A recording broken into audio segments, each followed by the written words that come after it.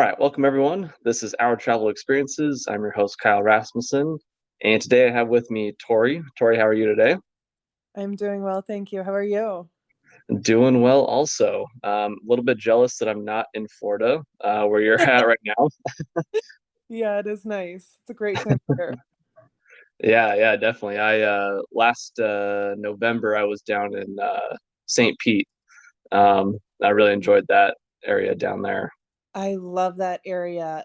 One time you're gonna have to try to go to Gasparilla Fest over there. Have you heard of that? Oh no, what's that? It's a pirate festival. Really? Yeah, so it's in Tampa Bay and everybody dresses up. They go out on their boats, they fill the bay and they dock their boats out with pirate garb and costumes and it's absolutely incredible. I went in 2018 and I'm a big costume person and I somehow still felt underdressed. It was incredible. Yeah. That's funny. When is it typically at? Like what time of year? I think it was around February. I remember because I had been working Hurricane Irma. I work in disaster relief, and Okay. I'd been working in Hurricane Irma in Southwest Florida. And that was my present to myself to end my work with Hurricane Irma. And then I actually went on to work in St. Croix with Hurricane Maria, which also hit that year. And that was an interesting experience. But fitting a pirate festival in between seemed fun. Yeah, that sounds like a lot of fun. Uh, Yeah. that's not something we see up here in Washington State, that's for sure. You should make that a thing. That would be Yeah, somewhat fun. You guys have a coastline. it's true. Yeah, but generally not much pirate history there, I would say. More of whaling type of stuff out here, Oh, that's a uh, little, yeah. fishing, that sort of thing. Yeah, I Uh, think Caribbean based and where I'm at, you definitely think more piracy, but eh, that's funny. So, how long have you been working in, what was it, disaster? I forgot what you said now. disaster relief. So I've been working, I can't believe it. It's been 15 years. Wow. So my first actual hurricane was Hurricane Ike in 2008. Before Okay. I'm doing some stuff around Atlanta, but Hurricane Ike in Galveston, just south of Houston, was my first big storm. And I've really worked in three different capacities around storm response since then. And it's taken me to over 30 states and two US territories so far. So, Wow. yeah, it's been a great source of travel, but more importantly, it's been kind of a way to give back along the way. So, Hmm. it's been a So, fun. what have been the different things that you've done in different capacities? Um, so I have done volunteer work, which I always bring my own supplies, but when I do Mhm. volunteer work, I typically focus on supply delivery and basically securing structures because that's where my skill set is. So, tarping roofs, bringing down food, drinks, tents, clothes, formula, those kind of things in the volunteer. In the second capacity, I've done contracting, where I come in and work in home restoration, basically. I help put homes back together after natural disasters.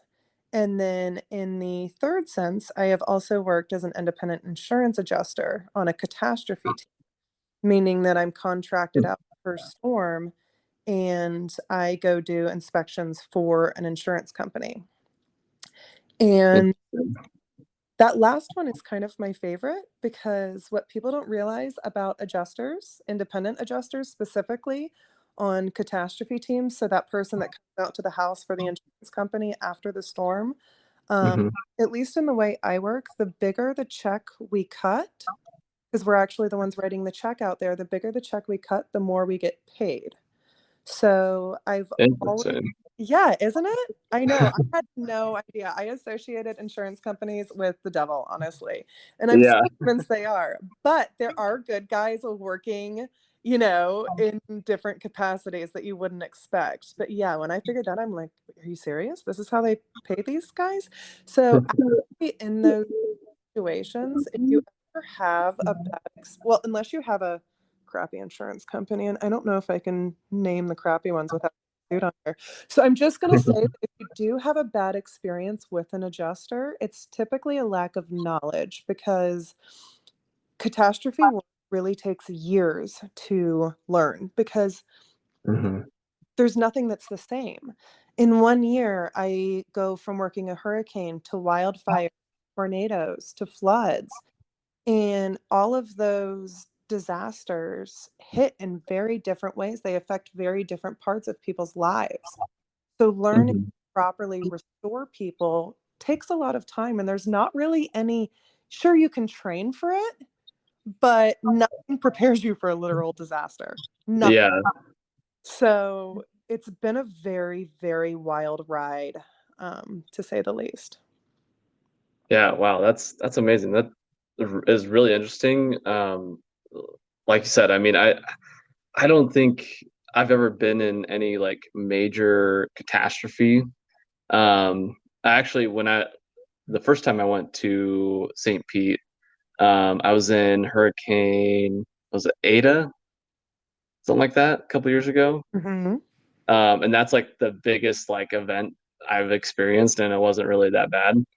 Um, and so Yeah. it's just kind of interesting to hear, more behind the scenes and like what that's actually like, and the people like you who are going out there and trying to, put everything back together. Um, it's something I don't really, know anything about. Well, why would you? Yeah. It's such a removed, uh, it's so removed from your everyday. Hmm.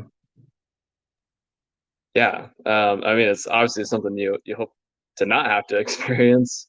Um, but it's going to be, like you said, unique, and you can't really prepare for it or have all the knowledge unless you've been a part of it. I mean, it's a career I really stumbled into because I didn't even know it existed, much less the different careers within the catastrophe world. So yeah, it's been a wild ride. Yeah. What made you want to go into that, or how did that happen? I fell into it completely. So I was going to school for special education and working my way through college as a bartender.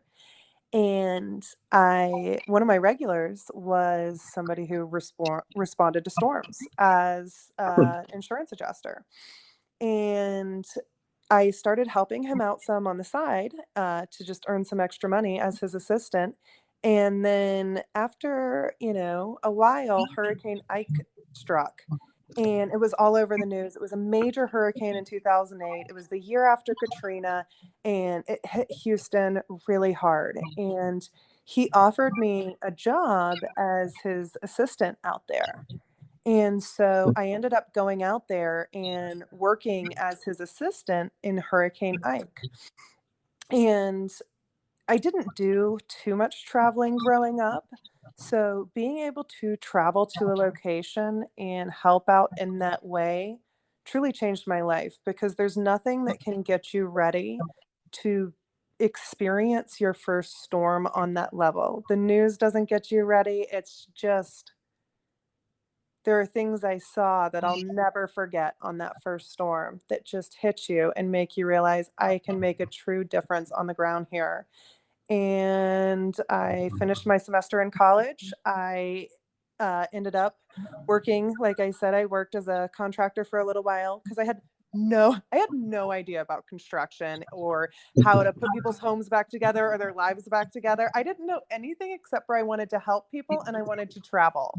And I could combine the two doing that in the catastrophe space. I didn't really care where I fit in or what it took. I just Mhm. loved being able to help people, um, you know, in any way I could. So all of a sudden, next thing I know, it's been 15 years and my body really hurts. And I'm sore and my back hurts. And, so that's Yeah. kind of how I got into documenting my travels with other people. During the off season with storms, as I'm, recovering, I started sharing travel stories and finding other travelers in podcasts and Instagram and these kind of spaces, and it was so refreshing for me because when I went on the road, I mean, I've been a nomad for 15 years. So when I went on the road in 2008, everybody thought I was completely insane. There was no van life movement. There was no, nomadic network or anything like that out there. People just thought I was this crazy girl for, living on the road. And maybe I was, but once I found other travelers on social media, one, some were doing what I was doing. I met other travelers, Mhm. and you get inspired by people. But two, people wanted to know how to live that nomadic life. And I realized I could help people in the travel space as well without maybe punishing my body through storm work for the next 15 years. Yeah. So, So yeah. is that kind of your plan to transition more away from the disaster relief to more of the travel content creation? Absolutely. Yeah. It's hard to leave catastrophe work though, Mhm. because especially with the weather we're seeing and climate change, there's more damage, damaging storms than ever, it feels like. So it's definitely a hard industry to leave. So I'm trying to teach other people about it to arm the next generation of responders and then kind of choose fun in my next chapter. Yeah. Storm response has been heavy. And I think for the next 15 years, I want to do fun, which is kind of Mhm. the niche that I touched on earlier with you, that I might end up going on a bit of a wild ride in this next chapter. And I'm very excited about it. Yeah, that's awesome. I'm excited for you. Thank Um, you. I'm curious before we jump into more of the fun side of things. Um, as you've worked in the catastrophe area for the last 15 years, how have you seen things change in terms of response and that sort of thing? And what have been some of your successes and maybe hard moments that you've had to deal with? Those are good questions. As far as what I've seen change, um, technology, seeing the ability to harness technology in storms is incredible.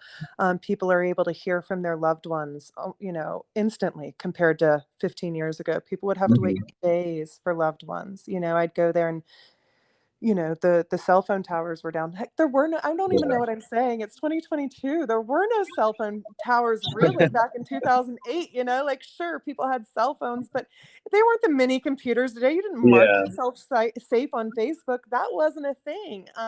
You would see people's names spray painted on buildings, like, to try to ask if you've seen somebody. You don't see that anymore. It's you run to the piece of technology to be able to call your loved ones.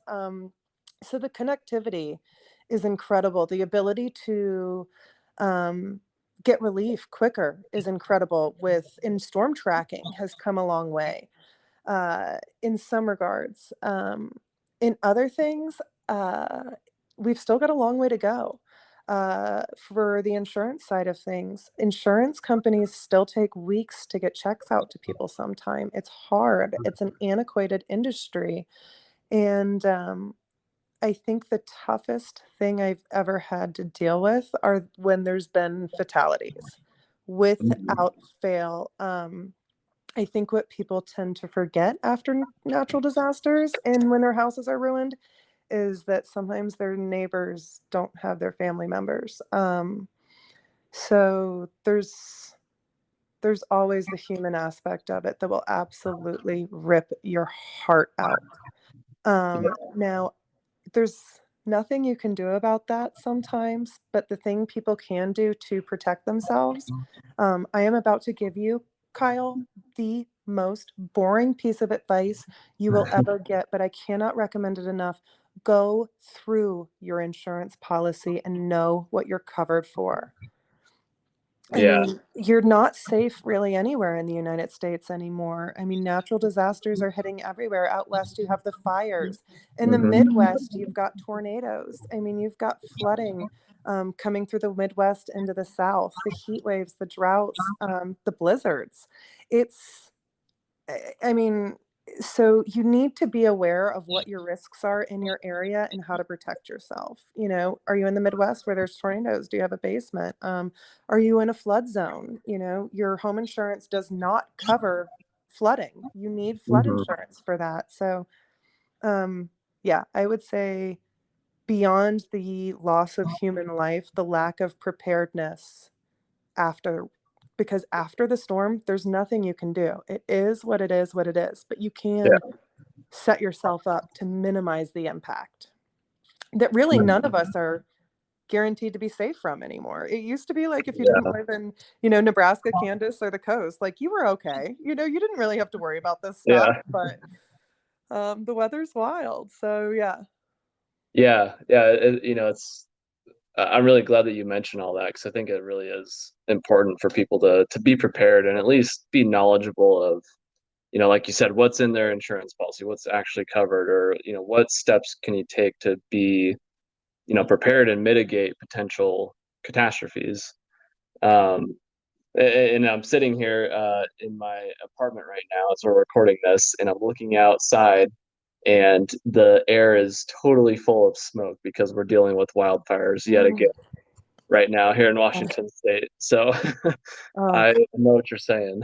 yeah, it's heartbreaking. It's tough stuff.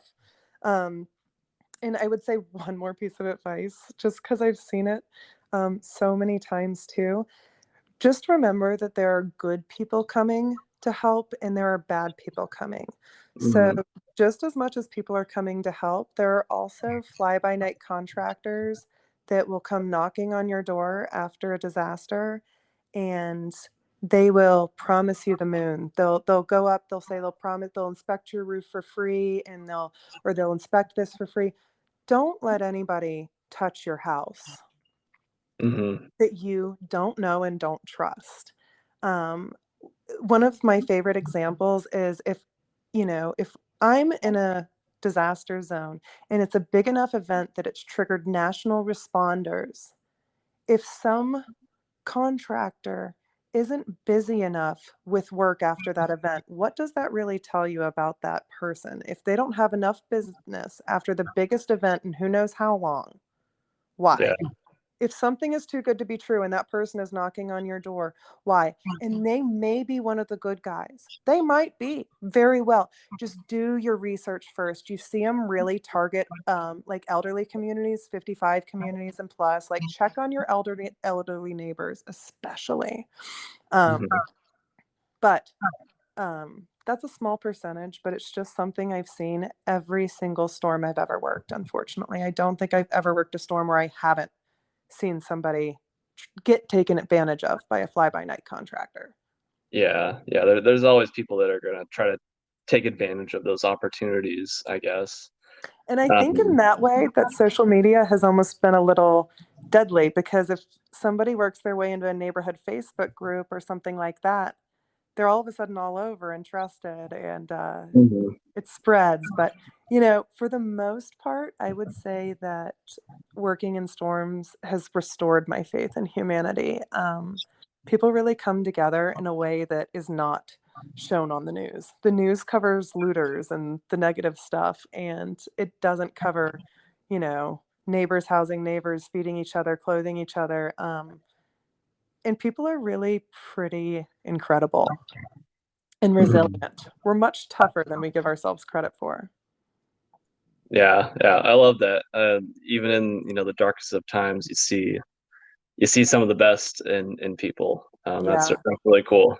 I would say especially in those dark times, people come together, and I get goosebumps sitting here talking about it because it is truly a powerful thing to be a part of and witness.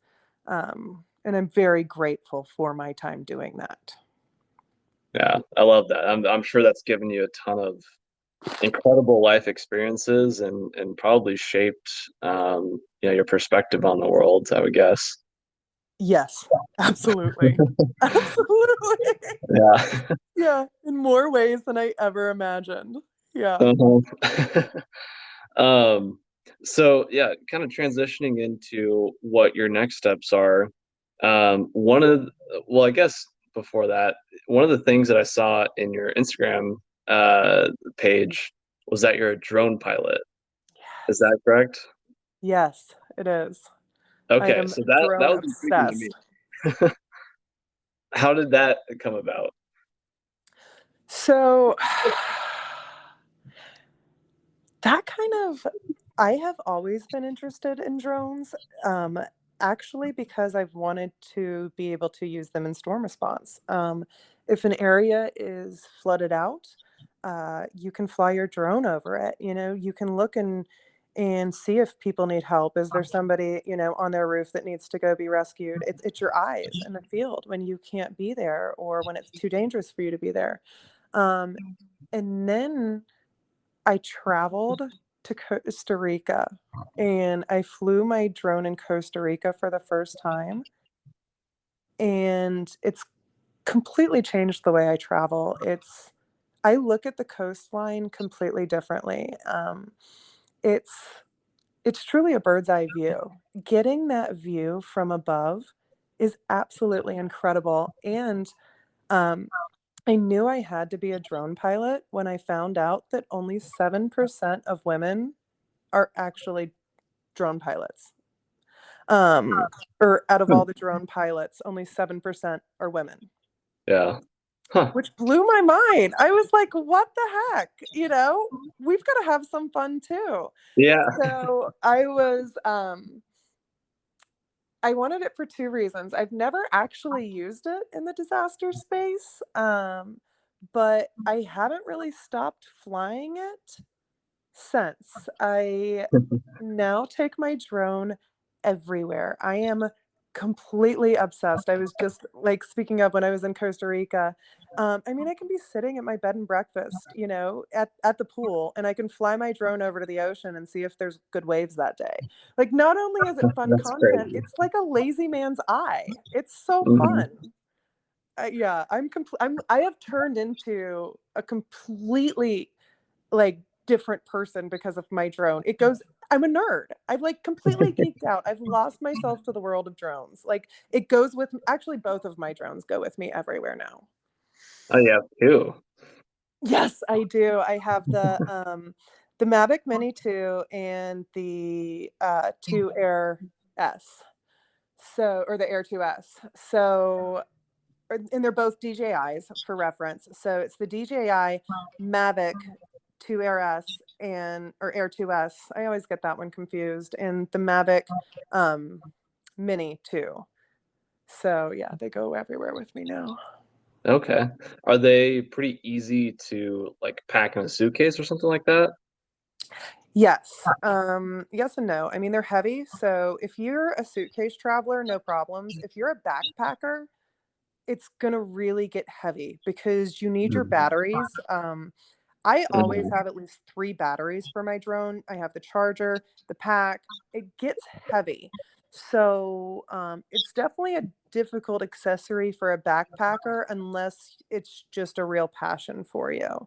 But if you're a suitcase kind of traveler, yeah, it's an easy addition in there. It's about the size of a pair of shoes, you know, to have your Oh, okay. drone bag in there. Well, pair of sneakers. Yeah. Oh, that's not bad at all. I was thinking those are a lot bigger and would take up a bunch of space. Well, it's when you have 2, yes. But the minis, like the DJI minis are pretty small. Once you fold them up, you can really kind of put them in your hand, and the cases can get pretty compact. Since I use them as a creator, or since I use the drones as a creator, I have a lot of accessories that more casual people who are just kind of flying for memories and footage for themselves might not have. Hmm. So, yeah, you can easily fit it in a carry-on. Okay, good to know. I'll have to look into those because one of my favorite parts of travel is flying and being able to look down at the earth from above. I think it's amazing and really changes your perspective. It's incredible, and everybody around you like I have had an overwhelming positive reaction to droning. Like especially if I'm in an area where tourism isn't very popular, the Mhm. local kids love watching a drone because this generation has grown up with drone footage. But sometimes they haven't actually seen somebody fly a drone in real life. So the Mhm. wonderment in kids' eyes when you are flying around them is absolutely addicting. Like the smiles on these kids' faces is insane because they think about it like one big video game, you Mhm. know, and show being able to share that view with other people, I think is one of my favorite things about droning because it is different. I don't know how to describe it. I think it's just a little bit of magic they put in those things. Oh, that's awesome. I love that. Yeah. Is there any like I know at least in the past there's been controversies about like rules for drone, like flying drones and things like that. Do you have to worry about that when you're traveling? Yes and no. It depends where you're traveling to, right? So I Mhm. typically fly to Mexico most often, where you can really fly a drone anywhere. I mean, I'm usually alone on the beaches out there. Same thing in Costa Rica. Now, flying in the States, it gets a little more difficult. You definitely, so example, where I live in St. Augustine at the beach, you can like there's a famous boardwalk at our beach here, and you can land and fly your drone from, well, I'm sorry, you can, your drone has to take off from the parking lot and land in the parking lot, but you can fly your drone over the ocean. So as Interesting. long as I take off in the parking lot and I land in the parking lot, I'm following the rules. But if I land on the sand or if I, take off from the beach, even if I hand launch it, I'm not following the rules. So Huh. there are little quirks about them. You obviously can't fly near airports. Nobody wants drones coming at their airplanes. But other than that, find a wide open space. Like you can fly in, 90% of the areas. You typically, national parks are kind of question marks to nose. Mhm. Places like New York City, you're gonna have to work to find places you can fly, but you can fly in New York City, right? Hmm. So but if you're a nature person and you're just out there in nature, hiking, boondocking, and everything like that, I mean, you don't really have to worry about that. I know that in the US, they also, unless you have a drone pilot's license, you need to fly a mini. You can't fly anything that's over 250 something in weight, which is like the Mavic 2 Air S and the professional lines, Mhm. without a drone license in the US. But as long as you're flying a DJI Mini, you're good to go without a drone's license. As of right now, a pilot license in the US. Hmm. And Okay. that's honestly one of the reasons I took my Mini to Costa Rica to fly it for the first time. At the time, I wasn't licensed, and I was like, "I don't really know what to do. I wanna be legal. I'm just gonna take Yeah. this thing to Costa Rica and figure it out." Like, it's easier to figure out a drone. At first, I thought I was overthinking it by, like, a million. That's the thing too about droning. I feel like everybody overthinks it, you're worried about crashing, you're worried about getting the wrong drone or, like, being in no-fly zones. It's just like anything else, like, DJI sets up and shows you where the no-fly zone is, right? Like, as long as you just do a little bit of research, you're good to go. Yeah. Well, hey, that's a good excuse to go to Costa Rica too. I can you tell I'm a little obsessed? Yeah. Like, ah, well, if I have to go, practice this, I might as well go to Costa Rica or somewhere. I am always looking for an excuse for an international trip. Absolutely. I say I work domestically and I play abroad. That's kind of, but I like to travel all the time. I get a little itchy when I don't. I'm the same way, 100%. So, where's Um, your favorite place to travel to then? uh, the my favorite place I've ever been is New Zealand. That would be a Absolutely good love place to it. take a drone. I don't know the laws or regulations, full disclosure, but I know that, like, I've seen pictures of landscapes, and if it's half as extraordinary as it looks, oh my gosh. Yeah, yeah, that would be I mean, it's the most beautiful landscape across the whole country that I've seen. I'd say Switzerland is probably a close second. Um, but that would be a great place to have a drone and just see the beautiful natural beauty of the country. Absolutely. Yeah. Did you do a road trip in New Zealand? How did you get around in there? Yeah, so I studied abroad in Sydney, and Mhm. so we had like a spring break type of thing. And so I spent 10 days just traveling across all of New Zealand. I started in Auckland and just made my way down through the North Island and then down through the South Island and ended in Queenstown. Um, Cool. and yeah, just kind of meandered my way along and got to see a lot of incredible things and would 100% go back in a heartbeat. Good word, by the way, meandering. That is the best way to travel, is just to meander through places. Yeah, yeah. When I travel, I mean, I love having like an agenda or like things that I want to go do, but build it so that I have lots of time in between to just enjoy and have time to stumble across things too. I think that's where some of the most fun comes from. Oh no, did I lose you again? Did you get me? Okay, I didn't You hear there? you respond if you responded. um, so when did we cut off? When you were talking and you just didn't hear a response? Yeah, I finished talking and then you didn't say anything. Oh my gosh, that's funny. Um, all right, so where are we picking up? um, yeah, so I was saying like I like to have an agenda, or, but Oh also yeah, yeah, yeah, build yeah. a lot Okay, of. okay. That's what I was saying. Okay. So what I was saying was I like to tell people to kind of front load their itinerary, but leave more room on the back end than they like leave more room open than they're comfortable with. Because one, I don't know. I always overpack my schedule. Like if I go to a new place, Mhm, I want to see and do everything. And I've got like this was one of my earlier travel mistakes, right? Like I've got plans on plans on plans. Like if it rains, I've got three backup plans for it and things like that. And then I'd go to a place and I'd meet these locals and they'd be like, "Oh no, you don't want to do any of that. You need to do this, this, this, and this." yeah, And I'd be like, "What? I don't have any time, you know?" yeah. And I think that's something I've definitely learned as I've gotten older and more, you know, experience as a traveler is to leave more time for those like magic moments and some rest in between, right? Hmm. Like I used to come Yeah. back from trips so much more exhausted than when I left. And I was like, am I doing this right? Am I supposed to be exhausted at the end of every Yeah. trip? Like, but I wanted to do everything. Like Wanderlust was just born in me. And I think it still is. I still do want to go and see and do everything. I don't know if that ever Hmm. really goes away.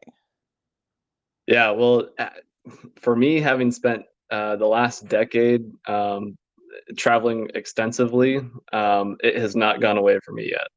Right? That's how I feel. The more I travel, the more I want to see, and the more I travel, the less I Mhm. feel like I've seen somehow. Yeah, I totally understand what you're saying. Oh my gosh. But it's also so thrilling. Like, we can spend the rest of our lives exploring this world and literally never run out of places to explore and things to do. Ever. Mhm. Ever. Yeah, That's wild. yeah, yeah, definitely. I know, people will ask me like, "Oh, like where are you going next or whatever? Like what's your goals for traveling?" And I'm like, "Well, like right now I'm working on finishing all 50 states. I'd love to go to every country or whatever. But then I'm like, once I actually achieve those things, it's not going to stop there. I'm going to start getting into more like nuanced, like goals of I want to travel to this specific place or see this specific festival or whatever it is. I Like, completely agree. there's always more to see. I completely agree.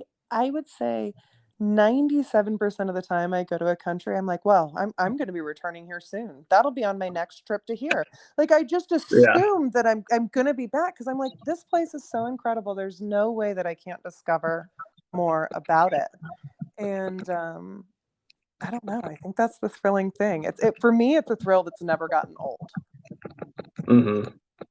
You Yeah. know, There's always something new, and even when you go back to places you've already been, there's always something that has popped up or changed or whatever, or you just see it from a different point of view. absolutely. Sometimes you see it from a completely different point of view. Like, have you Hmm. ever gone somewhere and had two completely different experiences in the same place?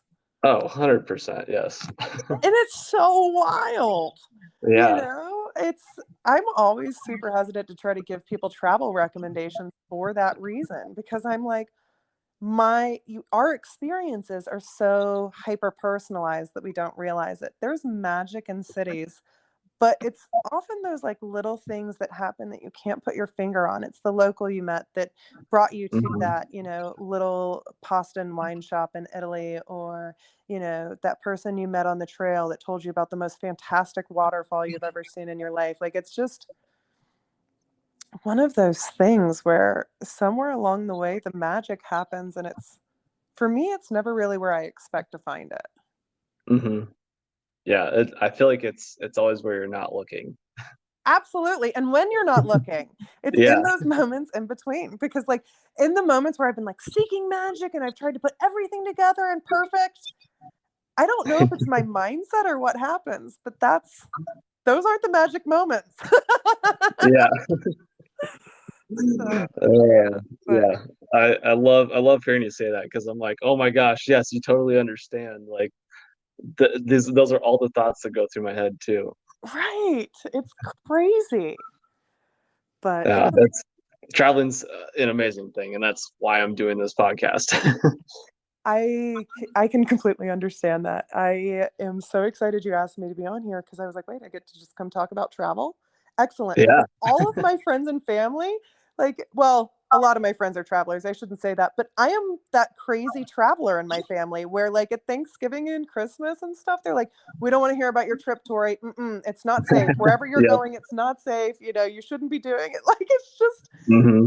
oh, I love meeting fellow travelers because travel is a topic that I feel like is an endless rabbit hole that you Yeah, can go for down sure. with somebody, and you share connections with somebody over completely different experiences, you know, Hmm. but it I don't know. For me, travel changed me.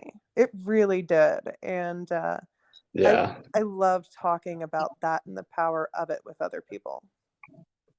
Yeah, yeah, that's I mean honestly that is why I started this podcast is because I've loved traveling so much and it's really changed me as a person. And I do love meeting people like you who understand and who have traveled a lot and know what that same feeling, I guess. And I've experienced that same problem where like my family or friends don't necessarily want to hear about my travels anymore.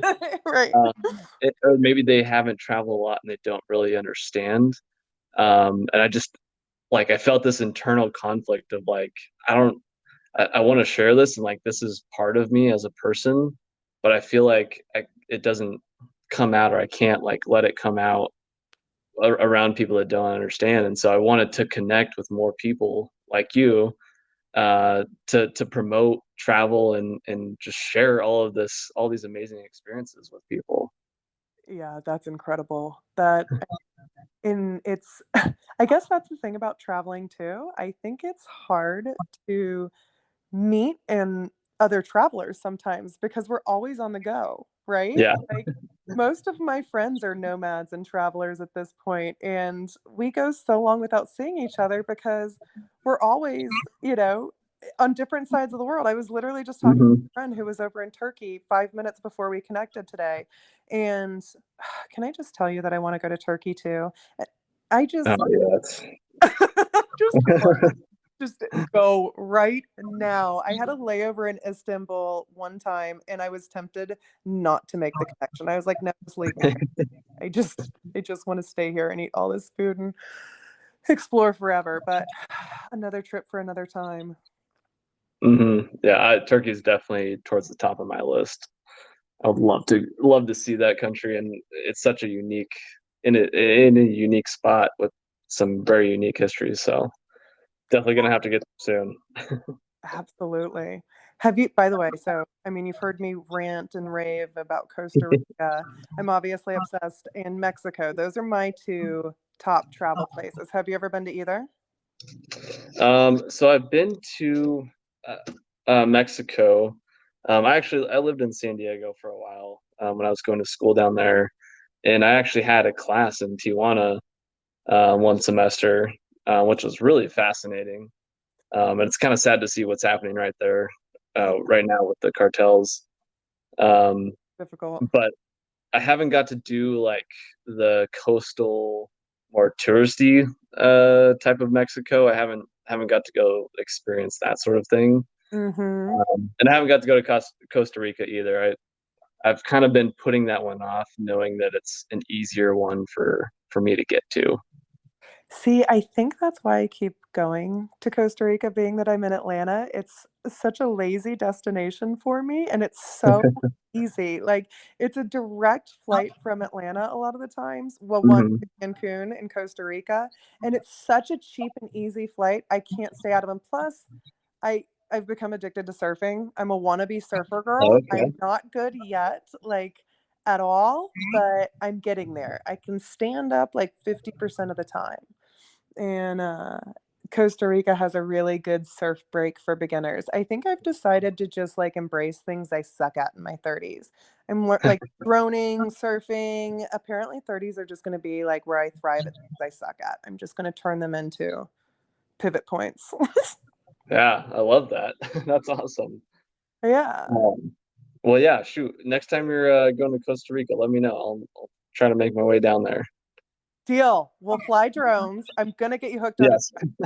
We'll fly drones, we'll surf and be terrible at it. And then we'll go to all the sodas. The sodas are like the local hole in the wall, traditional Costa Rican food that is just absolutely amazing. Huh. I'm 100% in for that. Yeah. I learned that the hard way. I missed all the local sodas the first time around because I didn't know what I was doing down there. I booked my first time in Costa Rica just spontaneously and I saw these signs that said soda, soda, soda. And I'm like, these people love soda. I'm like, the Costa Rican people are all about some soda. And I go in like to the, markets and everything and I, do whatever. And I honestly never thought about even asking until I went the second time. And I was like, where should I eat? And I found out that the soda was a type of restaurant. So don't do what I did.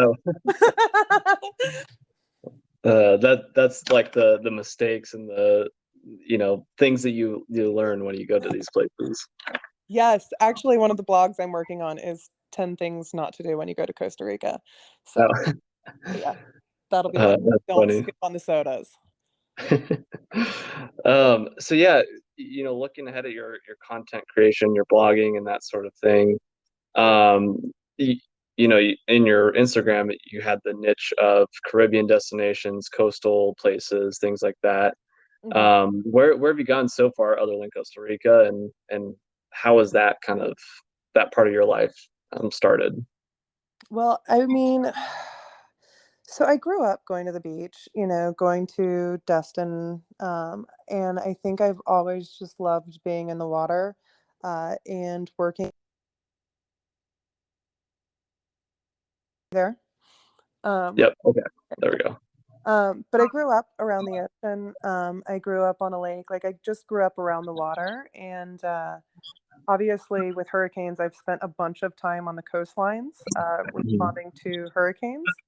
Um, and I think just I've always gravitated towards the water. So naturally, when I'm not working, I tend to go to coastal places. I am definitely one of those that is constantly chasing summer, whether it is, I think my favorite place I would have to say, like, the Maldives definitely lives up to the hype. Like, if you are a coastal kind of person, you want to do some snorkeling, you want to just relax. Like, if you want it all, I would do the Maldives. Like that was one of my experiences where I was like, "Holy crap, like paradise is really on earth." Like I remember snorkeling in the Maldives and this nurse shark just like swam right by me and I wasn't scared at all. Like it was just naturally coexisting with the ocean and seeing the reefs there are absolutely insane. You were in Australia. Everybody kind of knows at this point that a lot of the corals in the world are bleaching. And, Hmm. um, as a lover of all things water, that breaks my heart. But in the Maldives, I saw coral that honestly I didn't think I'd get to see in my lifetime. Like the colors, it was just out of a documentary. Like I was going into the Maldives ready for it to be like one of those Instagram versus reality experiences, right? Yeah. And it was just anything but. So yeah, there. God, I mean, anywhere I go, like I'm so guilty of traveling to the coast. Like Italy, for example, I absolutely loved Salerno, which is on the Amalfi Coast. France, I like. Oh gosh, this is where people might get mad. I like Nice better than I like Paris. But again, I'm an ocean person. The Mediterranean Yeah. is right there. So I think it all just depends on what you're into. But I know, like, for some people, Paris is the top destination in the world. So eh, if I'm going somewhere, I want to see the coastal part of it or whatever Hmm. the waters are. Like, I actually loved Branson, Missouri, ironically enough, and the Ozarks. Like, I thought it was absolutely beautiful out there. Yeah. Another coast, like, another region that I absolutely love is Michigan, for example. Like, if you're a lover Hmm. of water, Michigan has the longest freshwater coastline in the states. Hmm. And Lake Michigan is more clear than a lot of the oceans in Florida. That's interesting. Wow. Probably another unpopular opinion, but I challenge me on it. Head up to Lake Michigan, look at that water because it is absolutely stunning. So I think we get like, and I have to tell you, one of the most beautiful sunsets I've ever taken in is on some no-name lake in Minnesota. So I think some of the most remarkable places I've been have been some places, people have never heard of. And it's just, Hmm. for me, it's a general attraction to any body of water, whether it's the rivers, the lakes, the oceans. I just have a huge respect for bodies of water. I feel so Yeah. small and humble when I'm with them that I guess I keep chasing them. Oh, another one I have to mention and tell you about. I actually just made a reel on Instagram about it today. Bacalar, Mexico. Holy smokes. Bacalar, Mexico. That's actually why I originally went off on that Maldives tangent, is because Bacalar is a lagoon in Mexico that has water that is literally just as pretty as parts of the Maldives. Hmm. It's Yeah. insane. I've never heard of that place until I saw it on your reel earlier today. Yes, and I went Um, before I knew how to take any photographs, any videos. It's one of my favorite places on earth. I spent like an entire week there, and I looked back today when I was making that reel, and I have 11 photos total. I had no idea how to how to capture anything there, but I put them into a reel because I was like, somebody needs to hear this. Somebody is going to Mexico and they have got to go to Bacalar. It's absolutely insane. You can still pick up hostels there for like $25 a night that have, a view that's similar that you're going to get when you fly and spend thousands of dollars around the world. They don't have, overwater mhm. bungalows. It's a little rustic. It's, Mexico, but the water is unbeatable. It's actually, I think you may have seen on my reel, it's actually called the Lagoon of Seven Colors because there are seven distinct colors in the lagoon, and you can Wow. clearly see the transitions of them. That's somewhere I am dying to go back with my drone. Huh. Yes. Yeah, I'm looking at it on Google Maps right now. How did you even find out about that? So my in-laws actually retired in Mexico, and that was one of the perks when I met my partner. Was Okay. I have like I can't explain it. My first trip to Mexico was when I was 19, and I've been deeply in love with the country ever since. And so my in-laws actually found it And they were like, you've got to go down to this place called Bacalar.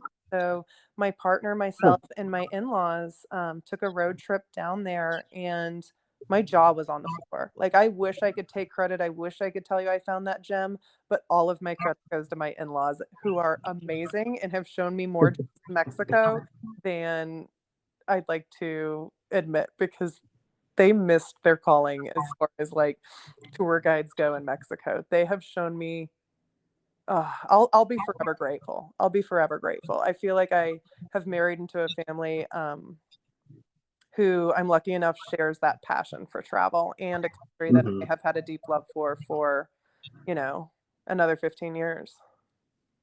Yeah, that's awesome. And I think that's one of the joys of travel too, is, you'll meet people like, maybe you're in Costa Rica, you meet someone and they tell you about this other place in Belize or something that's really amazing. Or, you're just telling me about Bacalar, and I'm like, oh my gosh, I've never even heard of it, but now I want to go. It's so cool. Like, if you don't remember anything from our conversation, bacalar or bust. And I said, better yet, just invite me. I'll bring my drones and I'll teach you how to drone in bacalar. All right, I'm in for that. Let's make a plan. Don't even tempt me. Oh my gosh, yes. Um, but I love those kind of half hidden gems like that, like Bacalar, like those places that just don't receive all the, glory they deserve. There's so much more to Mexico beyond Cancun. Mhm. And where the beaches, I love Cancun, don't get me wrong, but I love having a beach all to myself more. And there's so much of that in Latin America still. Like, there's so much untouched coastline that just doesn't exist in the States. Yeah, yeah. But Huh, that's amazing. Well, I know we're at least around an hour here, but any other things that you want to share about your travels or anything like that? I don't think so. I mean, I mean, I guess that's the point of a podcast. I feel like I talk to your ear off. No, it's been awesome. I've really enjoyed this conversation, and now I have Oh, a place good. that I need to go. No, Kyle, I've so enjoyed this. This was really fun, actually. I love your style and just sitting here talking travel, this has been really enjoyable. So thank you for Yeah. inviting me on here. Well, yeah, thank you for taking the time to do it. I really appreciate it, and I really enjoy hearing your travel stories. Thank Um, you. Thank you. yeah, it's a ton of fun to hear the joy that it's brought you. I can tell as you're talking that you're so passionate about it and really enjoy it, and that's something that I love to be around.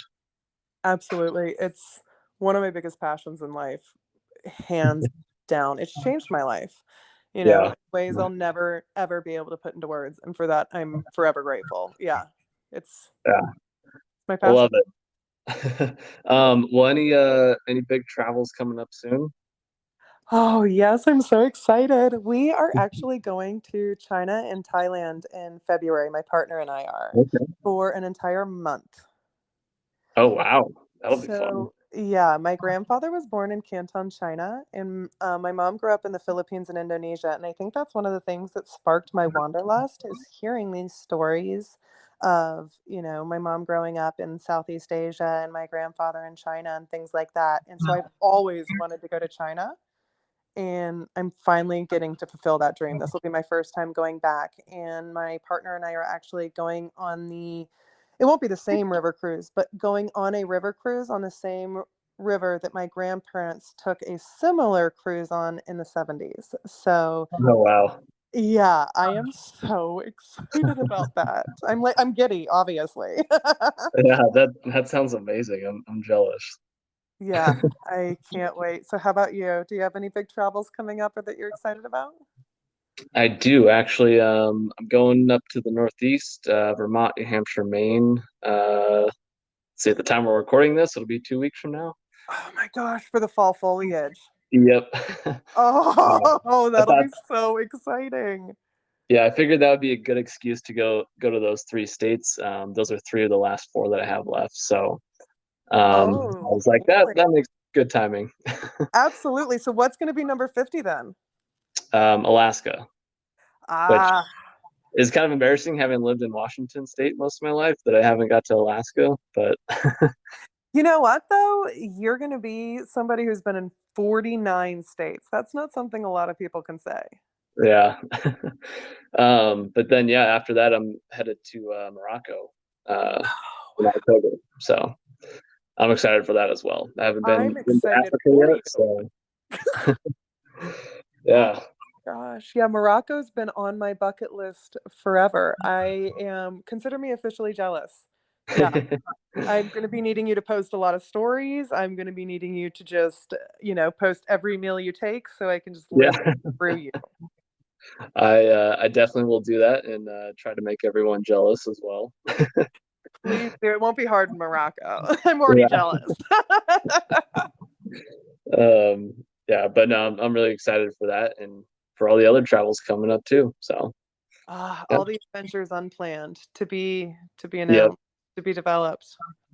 Yep. I one thing I'm hoping for is to have the ability to travel like for this podcast and go to, wherever wherever the guest is and record with them, or like fly to a destination or something and do the podcast there. Oh, that would Um, be incredible. That would be really cool. yeah, I think that'd be a fun way to do this. Are you going to try to schedule any, podcast interviews with somebody in Morocco, maybe in anticipation of you going? Yeah, yeah, we'll see. I'm definitely going to reach out to like the tourism boards and stuff like that are there, to see how I can get connected or get some like insider information. But yeah, we'll see if I can do a podcast. That'd be really fun to do it with someone from Morocco. That would be. I would be totally, totally interested in hearing about that. Yeah. Okay. Well, I will do my best just for you. I think other people would be super interested too, Yeah. because that's one of the cool things about talking to other travelers is it is a different experience from, other parts of the world. I mean, Mhm. we're in the same country, but I don't know how many thousands of miles apart we are. I'm in Yeah. Florida and you're in Washington State. Yeah. That's two completely different places. It really is. Anywhere else, almost, it would be different countries, but the United States is Yeah. just enormous. Yeah. Yeah. It's amazing how much diversity in terms of landscape, culture, everything that we have just in the U.S. It Every place is so different here. Yeah, it really is. It's something I feel like a lot of us take for granted is, how much we can explore in our own backyard. Hmm. Well, because our Yeah. backyard is humongous. Yeah. Yeah. 100% agree there. Oh, that's Um, well, Tori, I appreciate your time again. I really enjoyed this. I know the listeners will too. So thanks again, and I hope to see you somewhere around the world soon. absolutely. We'll stay connected, and I had a blast being on here. Thanks for inviting me. Glad to hear it. Well, enjoy St. Augustine, and we'll talk soon. All right, thanks. I look forward to it. Yep. Bye.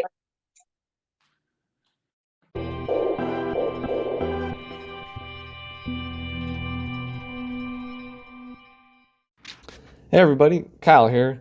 If you enjoyed today's show and want more, you can always check out every episode on Spotify and Anchor. And now you can also listen on YouTube. Links are in the description below. If you want to see my travel pictures as well as travel pictures from guests on the show, you can check them out on Instagram. The page is called Our Travel Experiences Podcast. And if you want to share your own pictures on the Instagram page and or be a guest on the podcast, you can message me via that Instagram page or email me at ourtravelexperiences@outlook.com. I would love to see your pictures and hear about your travel experiences. And if that isn't enough for you, make sure to check out my new show, From Around the World Fridays. Every Friday, I'm taking 5 to 10 minutes to discuss one specific travel topic, whether that be questions I get from listeners, sharing some souvenirs that I've bought over the years, or discussing one particular city or country that I've been to, and so much more. You'll be able to listen to that via Spotify and Anchor as well. and be able to see the video version, which I'm really excited about, on YouTube. So check it out. I promise you won't be disappointed. And thanks again for listening, and I will see you around the world soon.